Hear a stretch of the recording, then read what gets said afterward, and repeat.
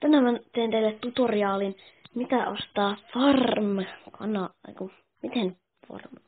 farmaaminen, lol. Ihan ekuksi näytetään arvot. Venukset, blokeissa 200 kautta VR, ja siideissä 25 kautta VR. Ja pinball siideissä 10 kautta VL ja blokeissa 50 kautta VL. BlackRock siideissä 50 kautta VL ja blokeissa 100 kautta VL. Sitten Sugarcane, sitä ei myy todellakaan hyvin. Siideissä no siitä mä en oikein tiedä. Blokeissa 200 kautta VL, sitten musiikki 200 kautta VL ja siidit 50 kautta VL, en tiedä. Tämmöistä. Sitten mä näytän, että mitä kaikkea niin kun siinä tulee, jos sä varmaat Venusta. Mulla ei taida olla nyt ihan kaikki. Ei ole BlackRockia ainakaan. Sitten onko musiikkia? On. Nyt mä näytän, mitä kaikkea tulee näistä 4. No nyt tuli siidi. Ton verran keme.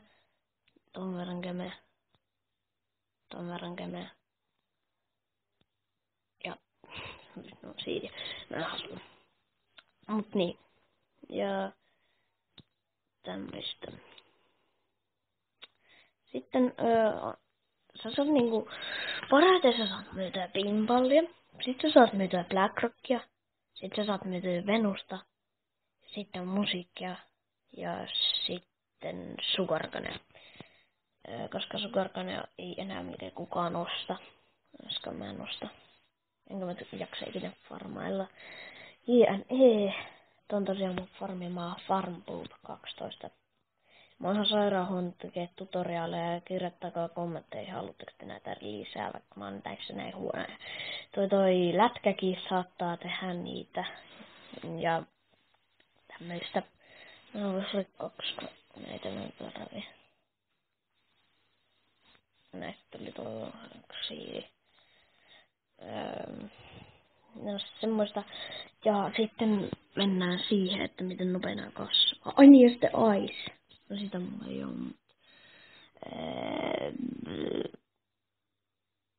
Blokeissa no 100 kautta VL ja siideissä 50 kautta VL. En mä tiedä. Niistäkin saa normin verran ja näistäkin sitä. Niin, Sugarcanessa taitaa kestää vähintään sitten musiikissa. Sitten tossa Iceissa, sitten BlackRockissa, eiku sitten Venuksessa, sitten BlackRockissa ja sitten tossa sanon pinballissa. Ja niin, mitäs muuta tässä olisi? En mulla oikein tässä niin, tutoriaalissa oikein mitään muuta sanottavaa alkuun. Jotain farmaamisesta, et niinku, jotain tietoa niinku farmaamisesta, jos teitä kiinnosti. Esim. Vaikka arvot ja tälleen.